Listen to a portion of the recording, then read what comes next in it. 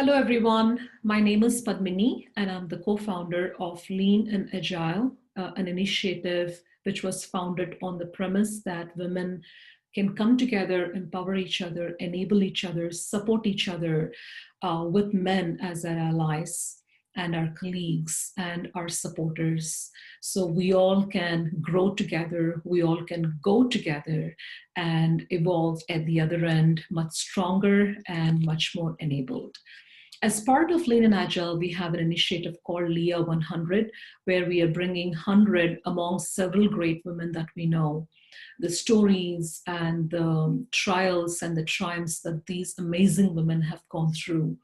And you will find these stories on our YouTube channel, again called Lean and Agile. So please find us there. And we are bringing the stories of incredible women in the concept that all of us don't have to work that hard. We can learn from each other and we can leverage the stories and learnings from each other. And as part of the series, I have interviewed several women, and each of those women are very special to us, very inspiring to us, and each of those episodes were very special. Today's episode is extra special, very special for Lean and Agile, because we are bringing in a very inspiring and very memorable woman called Jean Tabaka, who left us too soon, who was incredible in the ways she engaged and contributed to the community.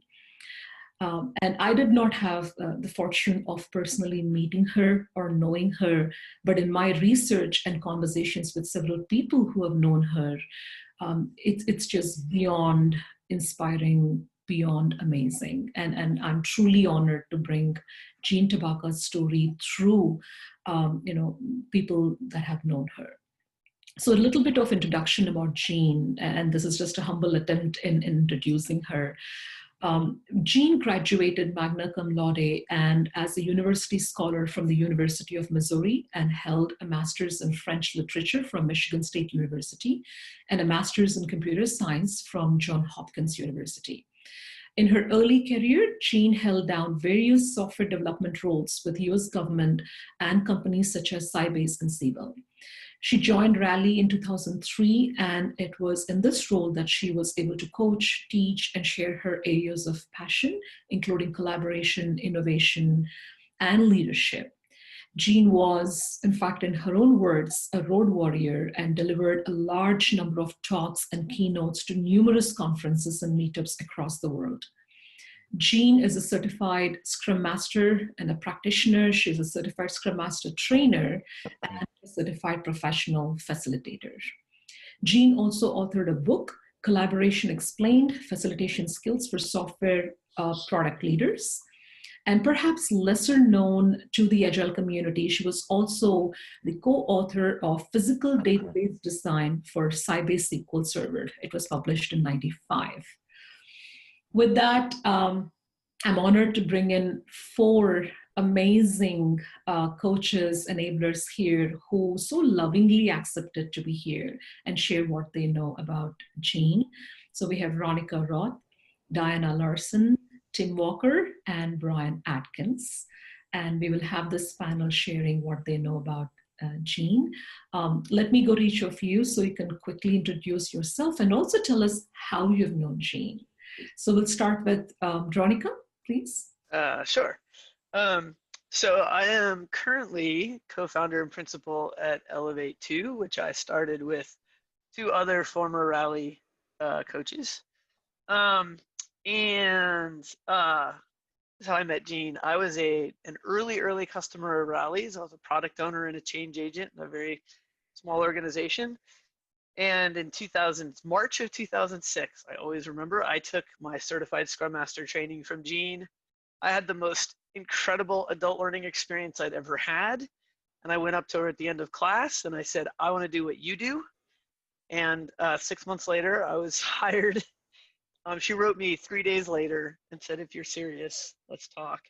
And so I joined Rally as its 6th Agile coach. With Jean as my mentor, and everything that I have become today, I credit to her. She taught me everything I know, and she nurtured my career the entire time. So we Wow, worked together for 12 years almost. Yeah. amazing. Thank you so much, Ronica. Diana? Diana, I think you're talking on mute. I'm muted. There we go. Uh, like Ronica, I am co-founder of a startup. I find myself in that place right now, the Agile Fluency Project, and I'm co-founder and chief connector there. And in the Agile community, I've written a few books and things that some people like. I first met Jean at I can't remember if it was one of the very early Agile conferences, because these happened right around the same time, or the XP Agile Universe conferences, or the very first or second retrospective facilitator gathering. In any case, it was 2002, 2003 that I met her. And our interests and our outlooks were so aligned that we just, it was one of those things where you meet someone and you say, oh, but we've always been friends. We just hadn't met each other yet. It was that kind of an experience, which I think is actually an experience a lot of folks have had with her. And then over the years, we never really got the chance to work together except in volunteer kinds of ways. We would collaborate on some event organizing and different things like that. But she was a dear and valued friend for me, more than a colleague. Although we've followed a very similar path in the Agile community. Thank you so much, Diana. Tim? Thank you very, very much. My name is Tim Walker. I'm a software engineer here in Boulder, Colorado, and I'm now a safe, agile DevOps technical practices coach. And like others, I can go back in history to when I first met Jean as a very, very early users group with Rally.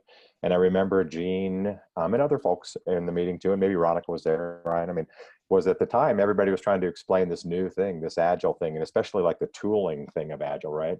And like my first impression of Jean Tabaka when I got to know her sort of on that users group, where she was describing a user story as a train car, right? And she says, yeah, put something in this train. Basically, I learned the art of metaphors from her, right? And the art of facilitating and the art of using examples and the art of just being comfortable around people and telling a story. And I think that's probably the one thing. And for me, kind of coming from a software engineering backwards, sort of the introvert, twiddling bits and stuff all day long, I kind of learned a different way about the people side of it, and her kind of book that, Collaboration Explained, so far ahead of the rest of the world with that, and in tech, we're moving into this 21st century, and facilitation may be the skill of the 21st century.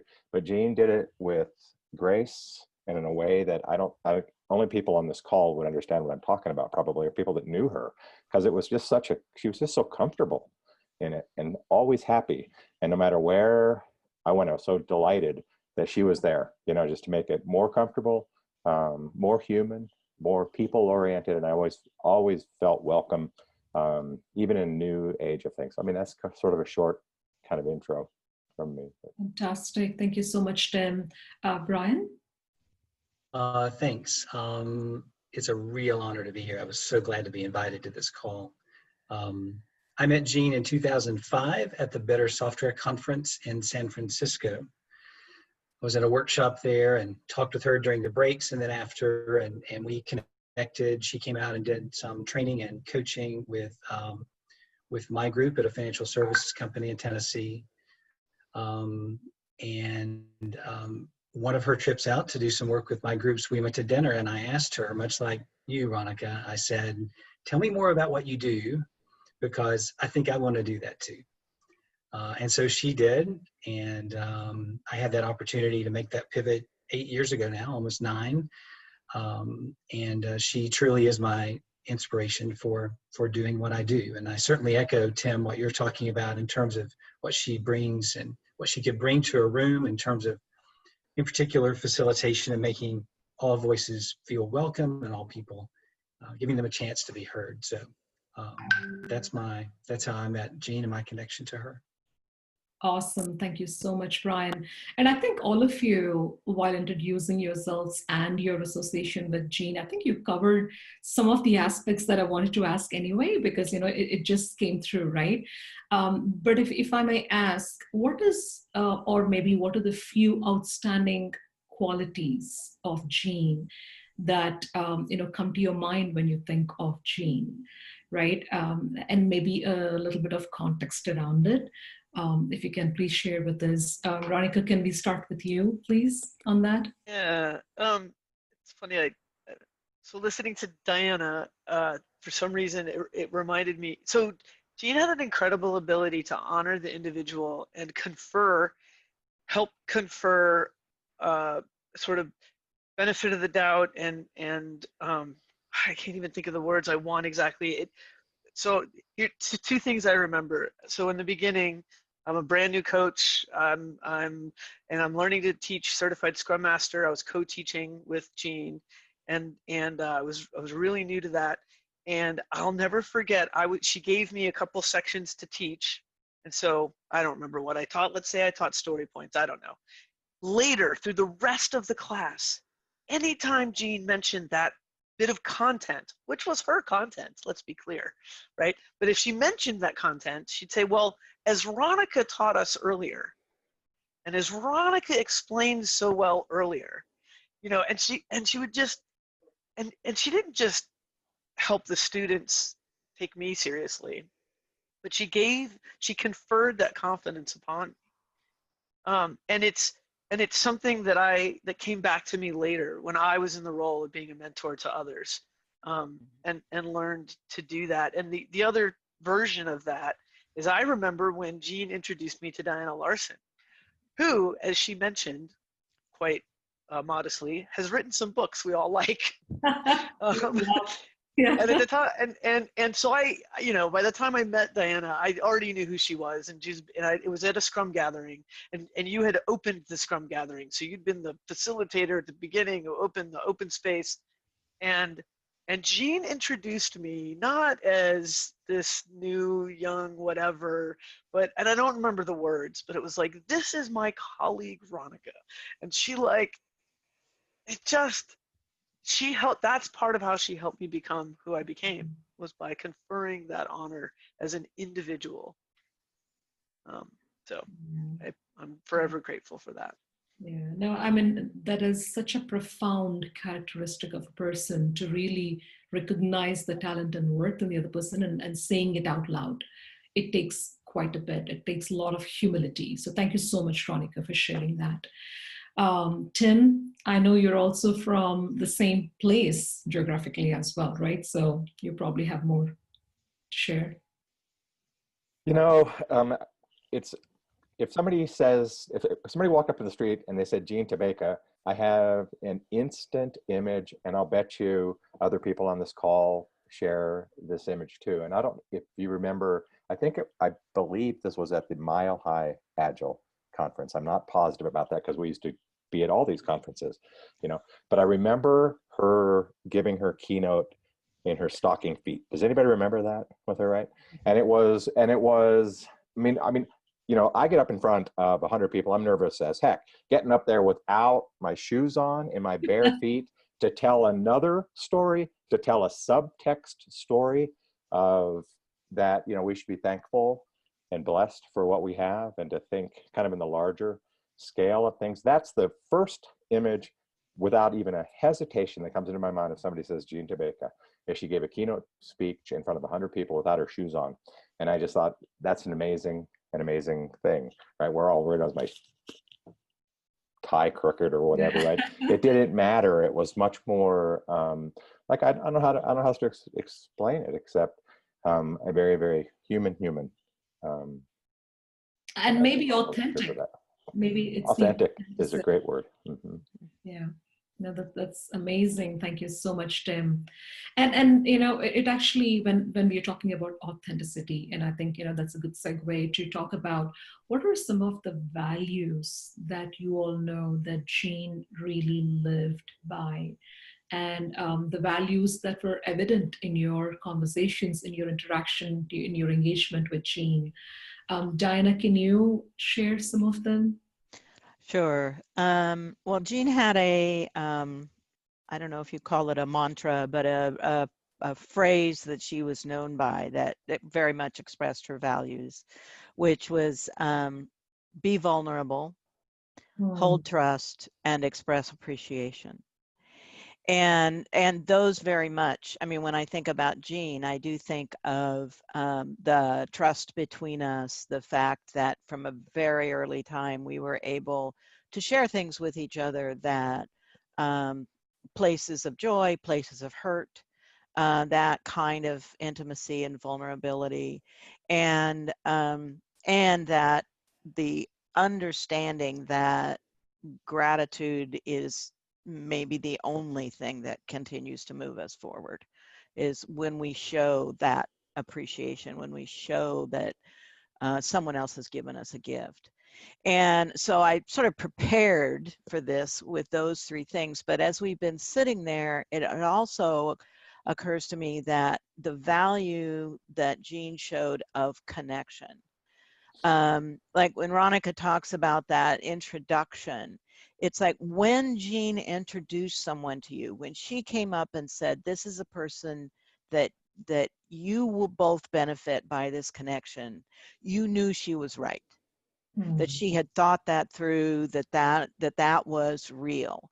And then, you know, and then in a larger sense, the book Collaboration Explained was really about Jean and the way that she valued that collaborative group, that experience of getting things done together, and not being the person who's, you know, at the front of the stage. And it doesn't surprise me when Tim says, I don't think I was at that particular event, but starting her talk with her shoes off and saying, let's remember that there are people who don't always have shoes, who don't always, I mean, she would weave those strands into her talks and into her conversation, and it was really remarkable.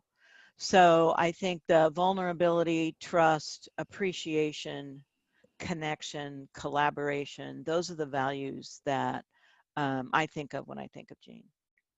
Thank you, Diana. And everything that you just said weaves itself so beautifully to the incident that Tim had just shared during the conference, right? Yeah. You know, that vulnerability, you know, trusting that you're able to connect as humans and show appreciation to those who don't necessarily have it. I think, you know, that's really so evident. Brian, do you have anything to share with respect to the values that Jean, you know, showed and exhibited? Certainly. So, you know, Diana, you mentioned those three things. I carry a card in my wallet that was distributed after her passing with those three items on it as a reminder. I find them to be incredibly powerful guides to being effective and being authentic. And she really exhibited that in every moment that I ever knew her. She had a way to make everyone feel comfortable. And on this note of collaboration, I know that literally she wrote the book, but I lean on that so much when I teach those concepts. I have people break that apart to say it's co-laboring, it's working together, and that's more difficult than it sounds. It's not just people in a room; it's way more than that. And I think what she did was help create a structure where people feel welcome. When it's not about the person on the stage, it's about the people in the room. To have those voices be heard, to give them ways to diverge and then converge. And she was an absolute master at that. And the things that I apply now are things I literally watched her do. And it was her modeling those behaviors was so powerful. Yes, she could teach about them, and yes, she wrote about them, but it was the way she modeled them that, to me, made a lasting impression, and I live with to this day. It's amazing. Thank you, Brian. And I think, all of you have shared those three values. And I didn't know that it was a card that was printed, in the memory and remembering her. That's amazing. And I've noted them myself. So, it's such a great set of values. And Veronica, you mentioned your association with Jean. If you were to remember her contributions to the community, right, engaging, involving, giving back, and just pulling people into the work that she's already doing, what would be the summary of that, or what were some of the incidents that you remember? Choosing is hard. I feel like I could write a book. On top of your mind, whatever comes. Yeah, no, of course. So one of the biggest things that had an influence on the culture at Rally, I'll say, which is a huge contribution, because now that organization has largely, those seeds are being spread all over as the people who worked it. And I don't just mean Agile coaches, developers, testers, everybody scattering to the four winds and bringing these things now to new places. And it goes back a little bit to the authenticity thing, but this idea of bringing your whole self to work.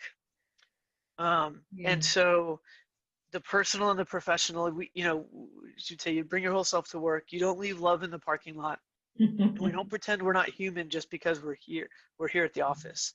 And, little ways that would happen in terms of the Rally culture was, anyone who had a meeting at Rally probably starts with a personal check-in.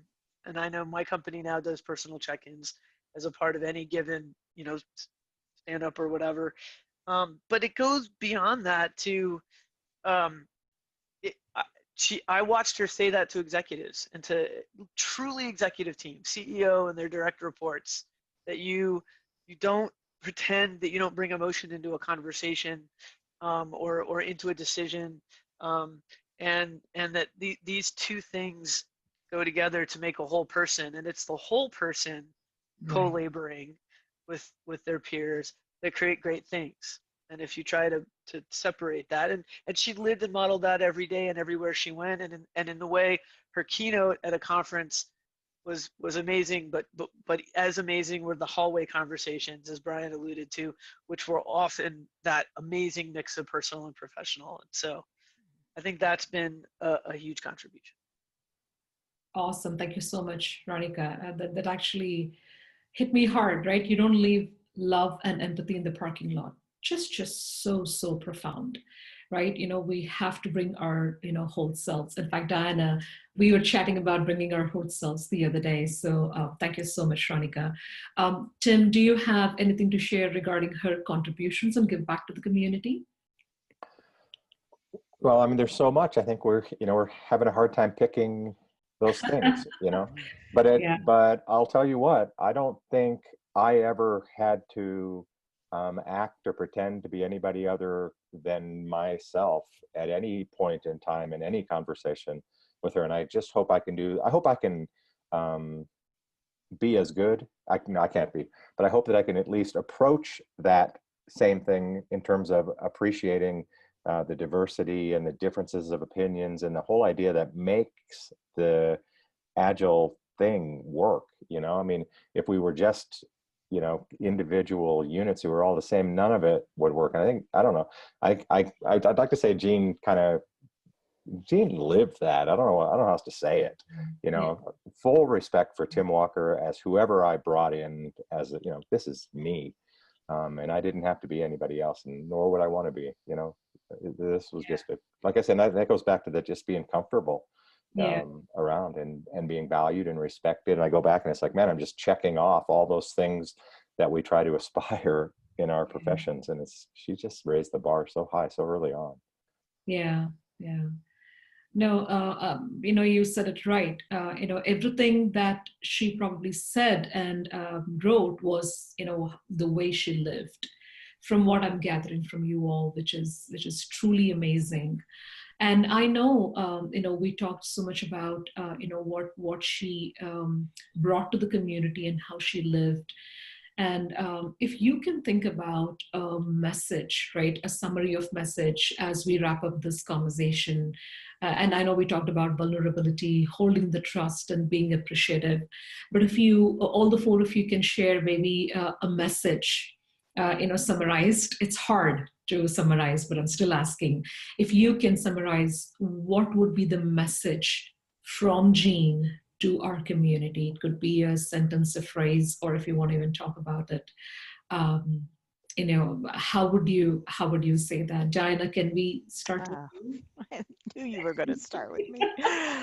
Oh, wow! Summarizing a person in one go. I think it would be at work, at home, wherever you are. Care for one another and be kind.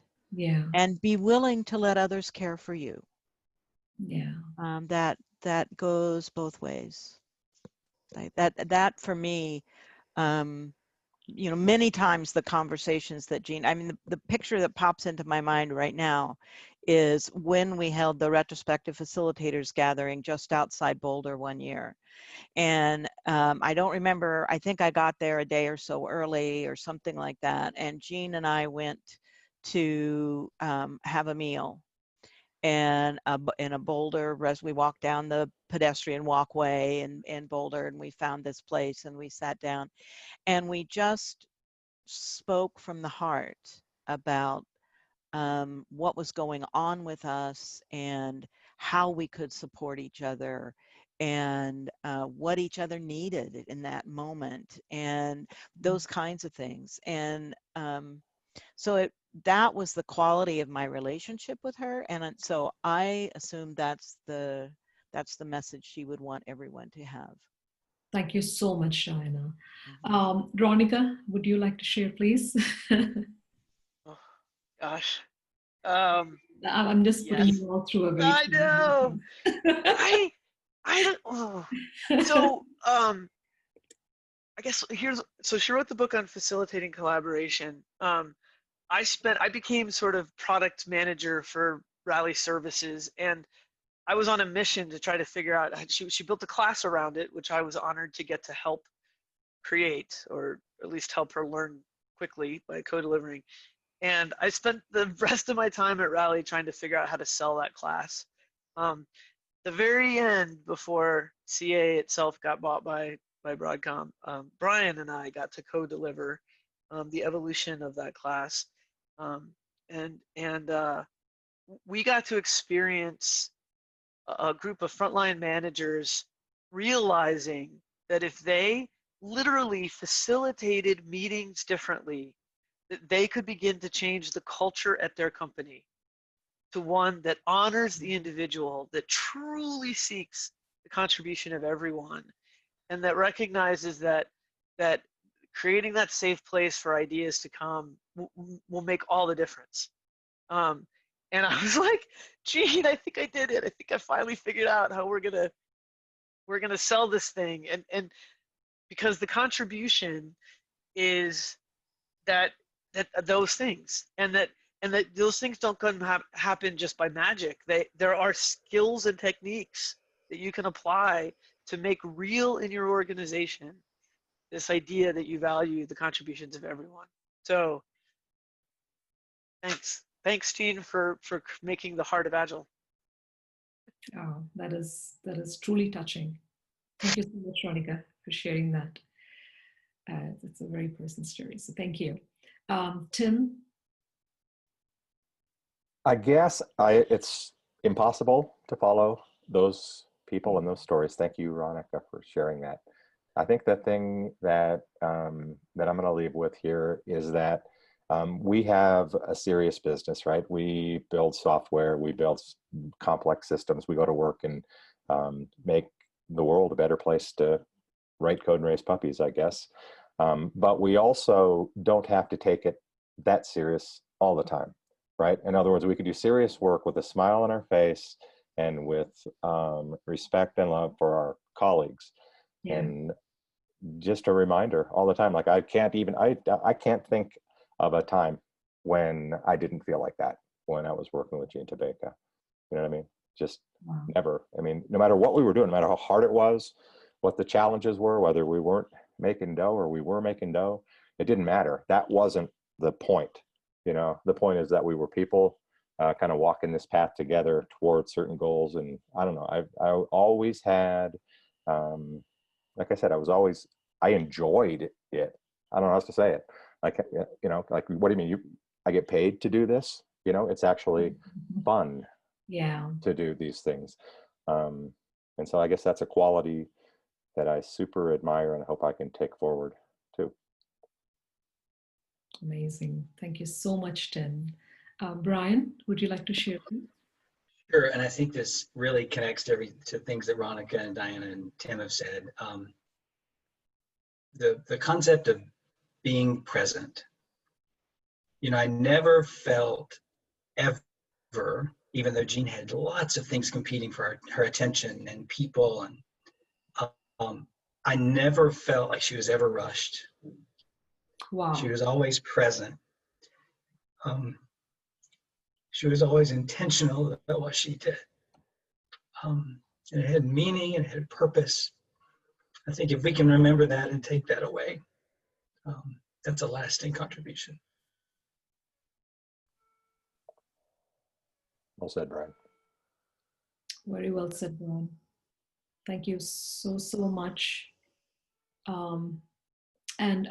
You know, this session that I'm attempting to do here, Lean and Agile is attempting to do here, is not only to remember Jean, but also to be vulnerable ourselves in remembering her.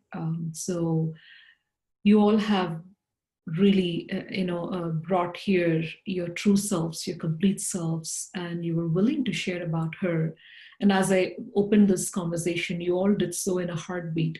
That's just enough for the world to know what she means to all of us. This has been not just a great session for me, it's been an emotional session for me, and I really wish I had an opportunity to meet her. I missed out on the opportunity, but I think I'm meeting her through you all. I'm seeing her through your eyes. So I'm personally very grateful. Lean and Agile is very honored to bring you all, and I think the community will remember Jean again, and she will live on, as you all said, she will live on. So thank you so much, the four of you, in coming here and sharing your views. And please keep spreading the message. Let's all just remember Jean for years to come, and live by the values: be vulnerable, hold the trust, and express appreciation. And as Diana said, take care of others, let others take care of us. That's just amazing.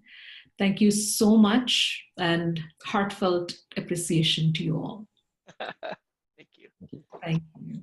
Thanks, Ben. Hello, everyone. This is Jean Tabaka's round 2 panel discussion, and we have 5 more amazing individuals and Jean's friends who came forward very graciously in a heartbeat. In fact, they said yes in a heartbeat, which just tells us how much Jean means to our community. I'm very excited for our round 2. The panelists here I have with me are Mark Kilby, Rachel Rowell, Julie Chickering, Laura Burke-Olson, and Steve Lawrence. Welcome, everyone. So glad to have you on this panel.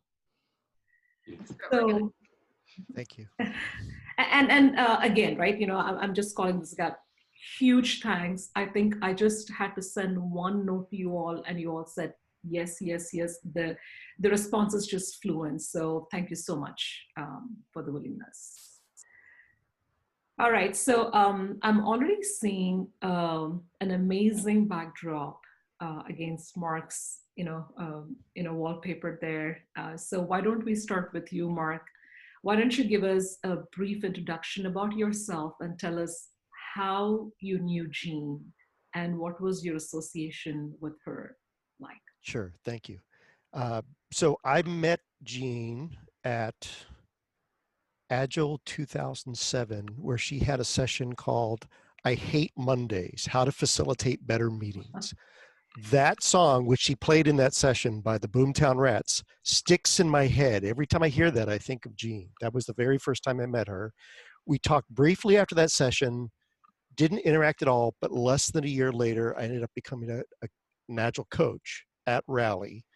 And it's fortunate that Julie and Rachel are here because I think Julie and I shadowed Rachel on one of my first gigs. So we got to see the Rally Way, which was part of what Jean helped develop.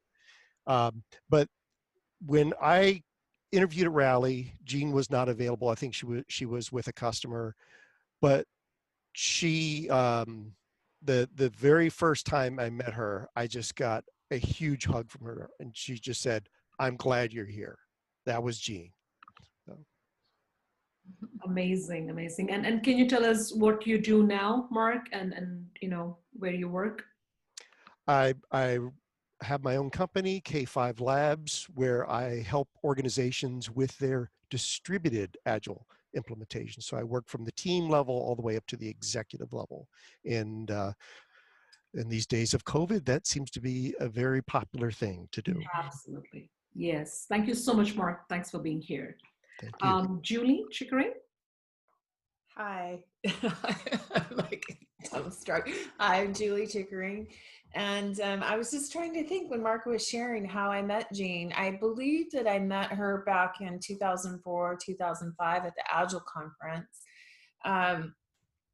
and I know that in 2007, I believe it was, she came to consulting company that I was doing a little bit of work for, and she was going to teach us the Rally way of how to do what we ended up calling the 5-pack.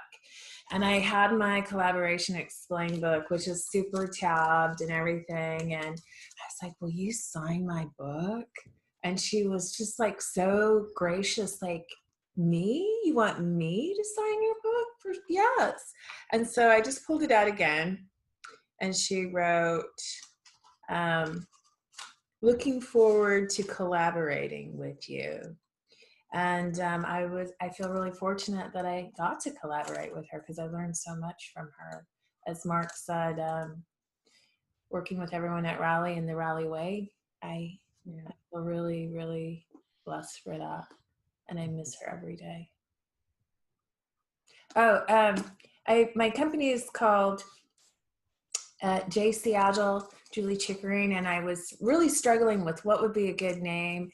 And then I remember she always called me JC, and she would say, what? JC? She always called me JC, and I'm like, that's what I'm going to call my little company, is JC Agile. So I'm independent, like Mark, and I feel like I have the best job in the whole world. So I feel very blessed. Awesome. Thank you, JC. Thanks for being here. if we may call you that. You can, for sure. There you go. Thank you. Laura Burke? Hi. So I worked at Rally as well, and I started in an administrative role, and I sat right in the middle of a bunch of offices. And so I met Jean because she would just pop out from time to time and be like, hey, I have this thing that I want to try with you guys in recruiting. And we'd be like, sure, we'll take anything. And then, especially working with Jean. So I got to work with her a little there, and then I got to take the class Collaboration Explained at Rally. And then I just really liked that class a lot. So, and found the material just to be like this really big aha moment. And I was like, all right, let's keep doing this. So then I just offered everybody that, hey, I love facilitating and I don't really like recruiting that much. So people are like, yes, because all these coaches are so busy, we'll take whatever we can get. So then I started doing that at Rally, and then I bounced around, in engineering, but then Jean graciously took me under her wing. So I got to report to Jean for a couple of years, which was absolutely amazing. And she notoriously did not like managing people. So it was kind of like this dual managing thing where I was her manager and she was my manager, was how we played, as she said. So then I got to teach her class a lot, and I taught with Mark and Rachel, which is amazing. I think my first class I taught with Mark. And so, yeah. And then, got to partner with her on putting together talks. And so then I've just been carrying that work along with me since I've left Rally. And then, so I went back to school for a master's in industrial design recently. And I'm kind of wondering, like, okay, can all of this facilitation and something else meld? Like yesterday I was texting my friend who's an industrial organizational psychologist, and I was like, what if we could create like an office space where you just walked into the room and you would know like how to facilitate the meeting or what kind of meeting it was. So I'm kind of exploring a lot of different things right now. But I also got to, right before I stopped working full time, I got to take a lot of these concepts and try and make them applicable and easy to access to everybody in an organization. So I was working at a really large company, like 10,000, 15,000 people. So I got to work with HR again and tried to package, all of this like Agile and facilitation stuff into like just a really approachable way. So it's nice because people are now at different companies and they're like, we're still using these things. So I just feel like Nice. once people learn this stuff, it's like, yes, I've been waiting for this my whole life. So thank you so much, Laura. I think you actually working so closely with Jean probably can tell us many stories, right? And your interactions with her. So we will definitely come back. I'll wait to tell the rest of them. Yeah. All right. Steve Lawrence, can you please introduce yourself? Steve Lawrence. I first met Jean in 2008, I think, at Agile Australia conference, the other side of the world really, where Jean was one of the keynote speakers. Speaking to her after that in one of the breaks, and she was a hot topic, I suppose. Everybody wanted a part of her time. But I'd just been working with a council in New Zealand, and I was suggesting to Jean that maybe Rally should adopt the idea of these live scribe pens, so we verbally catch all the user stories, so we can capture it verbally rather than just writing it down. She thought that was a great idea. But we stayed in contact over the next couple of years to the point where I was trying to convince her to come to New Zealand to run an Agile conference with me there. So we finally got that kicked off in 2011. So Jean was one of my keynote speakers. I had Dave Thomas as well, and Craig Langenfeld was going to fill in as well. It was just a mini conference. But we had everything that could possibly go wrong went wrong. Dave Thomas's father died, so he couldn't come. My stand-in for that also couldn't come. A volcano blew up in South America, so all the planes weren't flying. And Jean went above and beyond to the point she booked across 2 different airlines just to make sure that she could get there. And it was an awesome conference. Everybody really loved it. There's about 100 people there just for the first Agile event in New Zealand. And then on the back of that, we spent a bit of time with Jean and Craig when they're in Auckland, and Craig worked on me quite hard to join Rally. And one of the, I suppose, draw cards was to be able to work with Jean. So I joined up with Rally in 2012, and Rachel was my first boss. Thanks, Rachel. Let me through the gate to get hired. And then we've stayed in contact for quite a while ever since, to the point where she gave me a bit of mentorship when things in Australia were getting challenging with Rally. She was a very good guidance counselor at that time, but she was truly inspirational down this part of the world. I think everybody that ever met Jean only had ever really good things to say about her. So she was really, really top notch. And I'm now a Agile COE leader in an energy company. This is the first permanent job I've had in 6 years. And I honestly miss consulting, but in light of COVID-19, I think it was a good decision to take the perm role. Yeah, I heard that from several people, but yeah, I agree with you. But thanks so much for sharing that, Steve. Thank you for being here.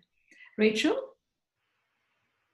Hi, so I'm Rachel Weston Rowell, and sorry for all the craziness before. I had an 8-year-old and a puppy, but my husband's off a call now, so. We love it. There's a lot going on.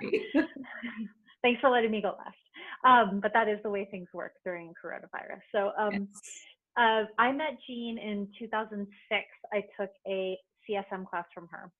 My friend Ronica Roth and I were both exploring Agile and Scrum and signed up to take a class at some random company in Boulder called Rally with some random woman named Jean Tabaka. And that was the start of a magnificent career journey for me. I loved the class. I had a full-time job at that point. I stuck with it for a while, and then I finally threw up my hands. I was frustrated. I really wanted to get more into Agile practice, and I ended up getting hired at Rally. And I worked in the same team as Jean and the coaching team. She was my mentor. She taught me, I tell people all the time, she taught me everything I know, and helped me build a whole career around agility and facilitation. I shadowed her on many, many classes, which is how I ended up becoming a CST. So I thank her for that as well. And I was just one of the luckiest people in the world because I got to work with Jean closely for years and years and years, and constantly learn from her. At the end of our time together at Rally, we worked on the same team as Agile Fellows, and she was just continuing always to inspire me with every new idea that she had, a new way of thinking about work, new way of thinking about how people could collaborate together, how we could be more successful. She never stopped innovating in service to every organization and team and person that she met. And I think that was one of my biggest lamentations was I thought I would be, in my 70s still reaching out to Jean and being like, but what do we do about this? And I am regularly saddened to not have her as a touchstone to ask her how to solve some tough problem, because I know she would have the answer. So I started after I left Rally/CA, I started my own consulting company for about 3 years. And then just last August, I merged my company with some other folks, and now I work at a little bit larger consulting company called Trail Ridge, based in Colorado. And I also know that, well, this is my own belief, but I always thought that if Jean was still here, she and I would have been still working together, because I would have loved to have just seen what she could do as a consultant out in the world. So sometimes I still feel like she's one of my partners in my team. Oh, that's lovely. Thanks for sharing that, Rachel. And as you were just mentioning, I was thinking through, right? Many of us didn't get a chance to meet her or interact with her or learn from her. Most of our coaching comes from the values we believe in, the qualities that we kind of, hold on to. In your association with Jean, can you share what were some of the outstanding values that Jean held on to? And I'll probably ask, some of you, and you can, share. So Mark, can you please go first?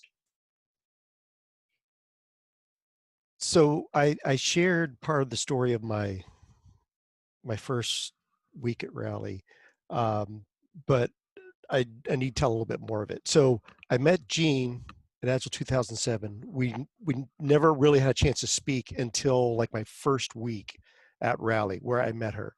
And to have somebody who, this was Jean Tabaka, come up, give you a hug and say, I am glad you're here. That set the tone for my entire, 5 years at Rally. So that the value of invitation and inclusion was that was everything that Jean did in any session she led, any time at her whiteboard. It was, come on in, let's work through this. Wow, value of inclusion, that is just so profound. Yeah, thanks, Mark. I think that's incredible. Julie, can you share, please? Yeah, so I struggle to just pick one, because she was like, we were just telling you how much she means to us, and she means a lot to a lot of people, but she's very humble. But the thing that I think about with Jean the most is, and I have it on a card on my desk, is to express appreciation. So she really, it was something that she brought to all of us while we were at Rally and with our customers, and really anyone that she worked with, is that she shared appreciation with people, and it was genuine, and people got it. So there was a humbleness about her, but definitely appreciations. And when I tell people that we would start our company meetings with appreciations and they could go as long as they needed to go, people, they don't believe it. But if you got, so what she started was, and maybe Rachel, you remember how she started it because I wasn't there, but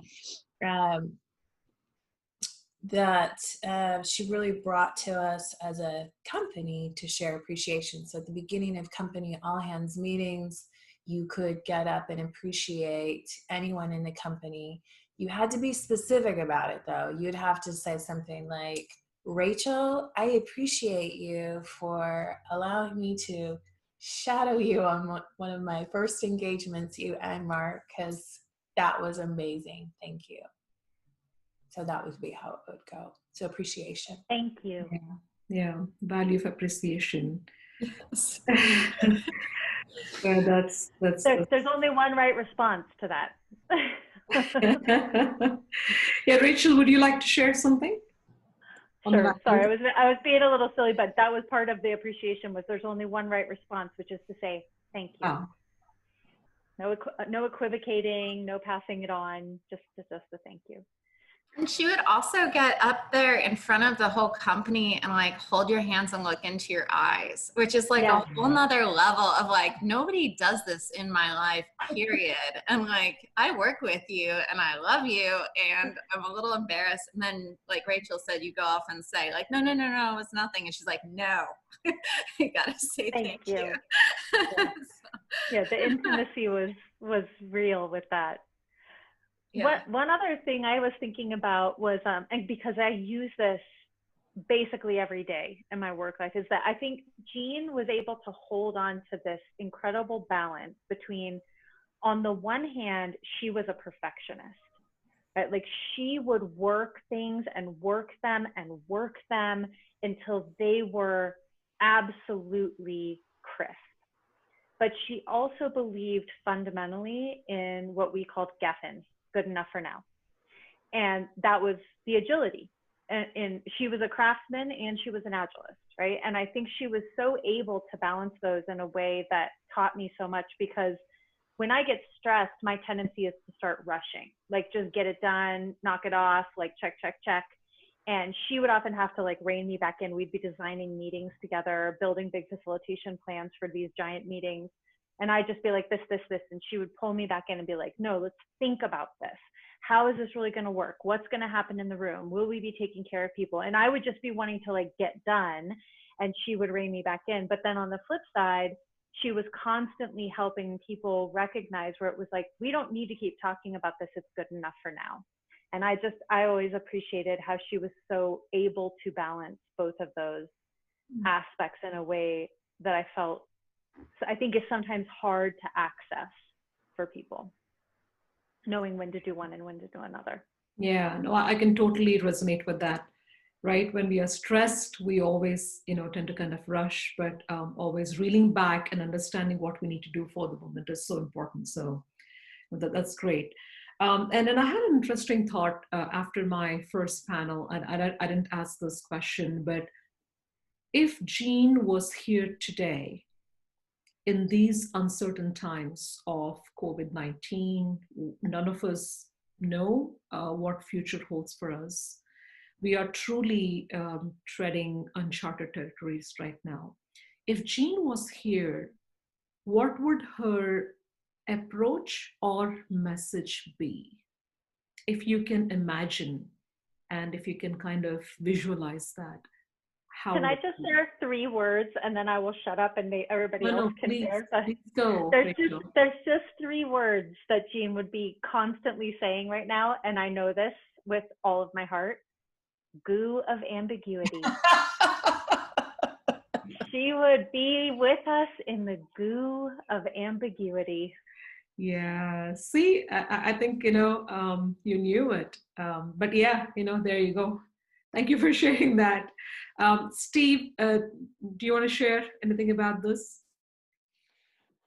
In my dealing with Jean, I found her, and I know everybody else does as well, she was a deeply personable person, extremely likable, and she could just talk to anybody about anything, and it was always genuine. And I agree with the other value in terms of very, very humble.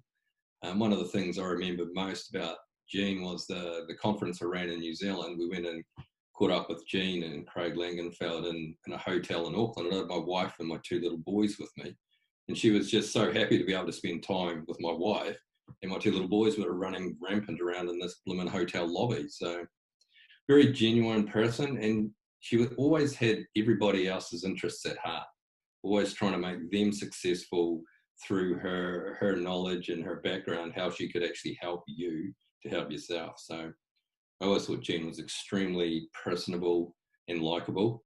In the current situation, I just think she'd keep saying, work the problem. Work the problem. Something will come out the back end, just work the problem. Work the problem. Love that.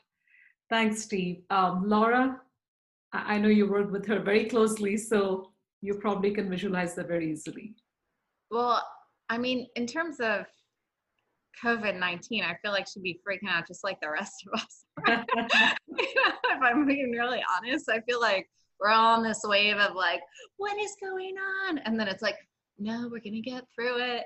And I mean, going back to like some of the values I thought that she really embodied, I think that there's so much overlap. I had tried to think about it a little bit before, but I had openness as one, authenticity, because you really, like, she was very genuine and very much present in there. And even if she was like trying to hold it all together, like you got all of the best parts of her that were very true, because there were some times when things were hard, and you're behind the scenes like, what is happening? But there's this professionalism and discipline and having put all these plans together and worked them so much. But then also this one of the values that we have in our meetings was seek first to understand and then be understood.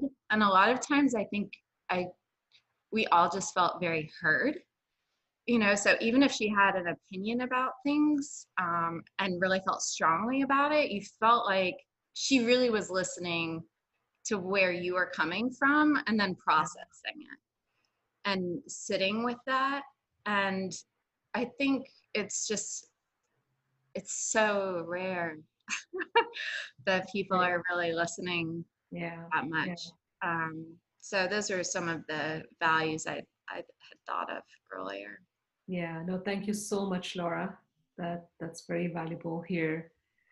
But in fact, when you were all kind of chatting about her values and the qualities that she brings, I was just interested to know, and I know there's a lot out there with respect to Jean.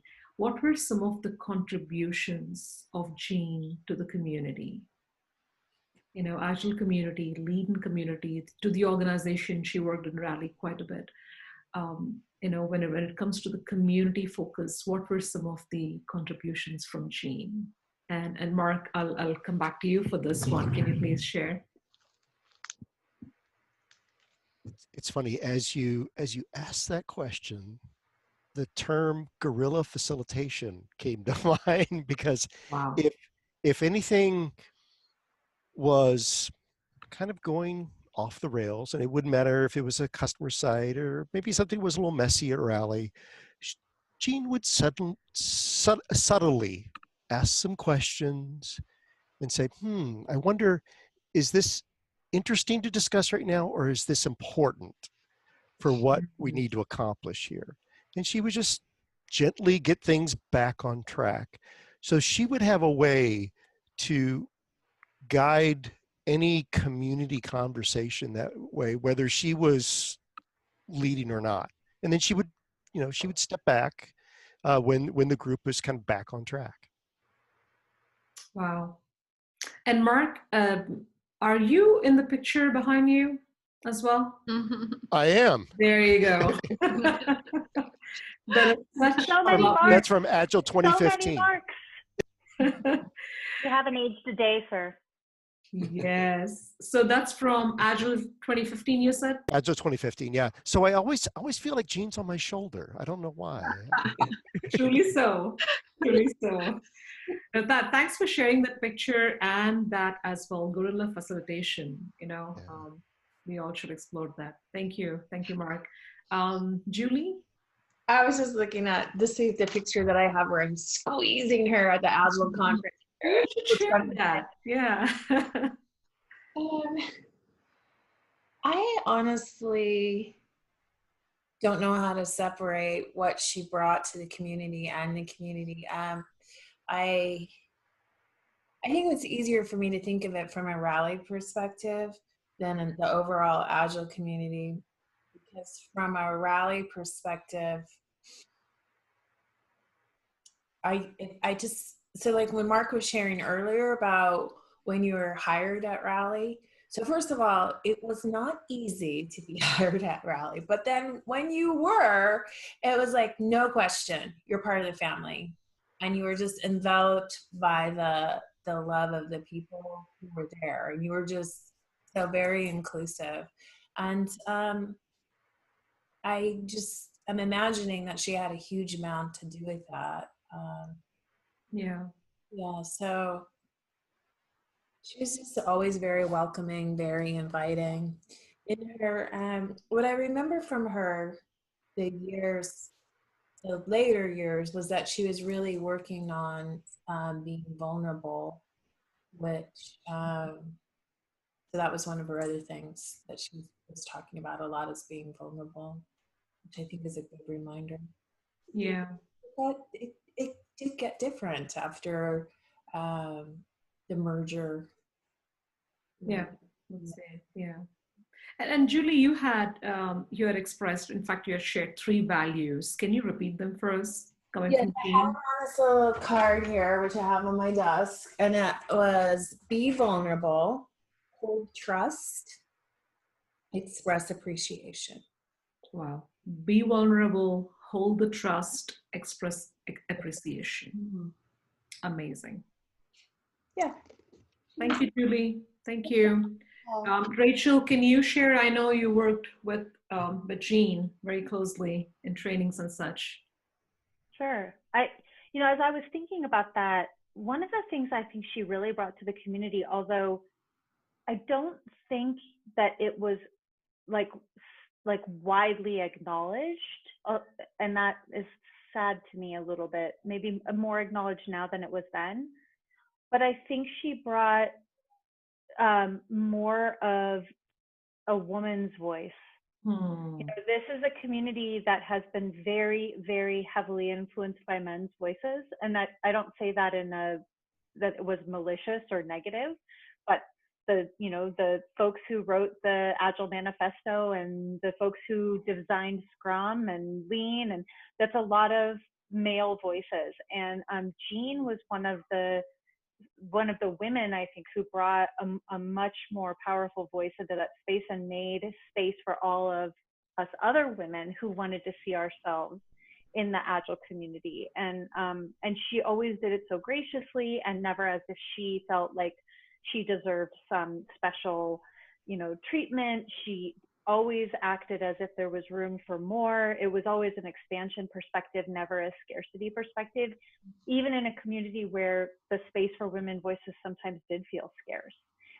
She was always willing to make room for other women, and I really appreciate that about her. I think she did a ton to sort of elevate other unique and distinct voices in the community. I think you bring up an extraordinary point there, Rachel. I think the whole premise of Lean and Agile and LIA100 is to bring women voices to the forefront, right? So all of us can share and care. So thank you so much for mentioning that. It's very valuable personally to me. It's also very supportive of men. So I like how Rachel was talked about that, but sometimes I feel like, so it wasn't in place of men, it was in addition to, as equals. So with men as allies, right? You know, none of us can succeed alone. So it's true partnership.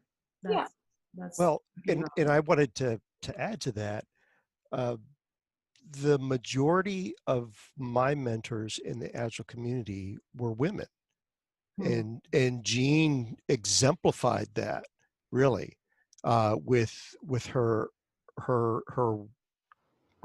welcoming, with her attention to modeling what she discussed. She would always model the behavior she talked about. There was not hypocrisy with Jean. Right. If she said, you know, we should do it this way, Jean would be doing it within 5 minutes. Yeah. So practice before preaching. Yeah, that's awesome. Laura, you were saying something? Yeah, when I think of her contributions, and I don't have like a full perspective because this was really early in my career, but I feel like everyone, or like everybody in the whole world was practicing Agile in a really technical way, which is like, and then we have a stand-up meeting, and then we do planning, and then we do retrospectives, and bada bing, bada boom, like software is made and it's great. And it was like, no, none of that is going to happen if people can't actually have real conversations and tell other people when they're wrong or express that they have a better idea and are safe to do that. And so there's like this gaping hole in this great idea and great system, which was the very human element. And her book, like looking, I mean, is it 20 years old? I don't know. You know, it's getting there. It looks kind of old now because, you know, everything's evolved and looks fancy. But if you look at it, it's so pragmatic. And there's it's like full of amazing ideas. And like so full of amazing ideas, sometimes she would forget that she wrote them because I'd be like, you know, I was thinking maybe we could try this thing. And she's like, that's brilliant. I've never heard of that. I'm like, yes, you have. I read it in your book. But it's like, it's jam-packed. There's so much information. And if you can just it's like the Bible. You can read it over and over and over again and just find new things, you know, or any important text. And, but then to have like the list of like piece by piece, like running a stand-up, this is logistically how you do it. I think just bridges this very technical thing where, you know, Agile felt like it was only being used in a really technical environment before. And then it's obviously expanded into so many other environments. But when people are failing, it feels like they're missing this piece of it, which she saw really early. So I don't know, there are probably other people doing it too, but she was like, I mean, this book's amazing. If you don't have it, you should check it out. 2006, and I picked it up the other day, and I was actually reading about the distributed teams and how we can work with distributed teams better. Back when it was all phone calls, right? Yeah. So I did just buy a new copy that I was going to take with me to the advanced Scrum Master workshops because I don't want to have this one leave my house because it's all tabbed and autographed and well loved. That's precious. Yeah. No, that's great. Steve, especially when she's on the other side of the world, what's your thought? Did you gather anything from her contributions? She, I think, exemplified be who you are. And she made a big point of that at one of the conferences where she was a keynote, and everybody was plumping their chest, rah, rah, rah. And she says, she just took a completely different tack, and she walked up on stage, she took her shoes off. She says, I want to do this barefoot. So she walked around and she just says, I want to be who you are, live your values, not someone else's, pretty much. So, but I want to come back to what Julie said as well about the Rally family, and that was a really, really good bunch of people to work with. Those coaches were top notch, and everybody shared and cared. And I think Jean was a big part of that. And we used to sit in some of the meetings, and some of the conversations were all around, when did you first meet Jean? That was the focus. She was such a key part of that conversation. But no, she basically exemplified be who you are. I think that actually aligns well with what Mark just mentioned, right? No hypocrisy. She's, who she's, saying she is. And also, in fact, that taking the shoes off episode, in our first panel, somebody else shared about that as well, and which I thought was phenomenal, right? That's connecting to the audience right away. The immediate connection, yeah. Yeah, but this is great. And in fact, somebody was showing something that had Jean's name. Do you mind showing that? Was it Rachel? Oh, I have several things with Jean's name. So I'll show you first. I have her scissors, which is very special to me. That. Because wow. If anybody remembers, Jean was constantly worrying that people were going to steal her scissors. This was a real source of irritation for her. And so the fact that she had written her name on these brings me immense amounts of joy. And not only is it written there, but it's also written there. On the other side. Lest it get rubbed off. And then I also have this box. Property. Okay. Which I keep all my stuff in. So Jean stuff. And I just will never take that off. Wow. No, that's awesome. Thank you so much, Rachel. Julie, what have you got? I have her Rally nameplate from her office. And I have a bracelet of hers, which has a J on it, and then that's from the UK. It's got the little underground thing. And I have one of her chimes. Like when I first, that was always very magical. So I have those items of hers. Yeah. Wow. No, precious. Yeah, so I've been playing with this all day. I'm pretty sure my students were like, why is she fiddling so much? But I was because you're going to have a conversation in the evening. You should have just told them. Yeah. Right. Yeah. And then this is incredible. On both panels, the energy I've seen, the spark in your eyes when you're talking about her. I so wish I had the opportunity to meet her as well, but I think you're all reliving the moments. Thank you so much for sharing all your experiences and your memories of Jean. And we are going to consolidate this and present it to the community. And for everybody who, do not know her or, do not know enough about her, this is a great way of sharing about this great woman that you all had the luck to know. So thank you so much.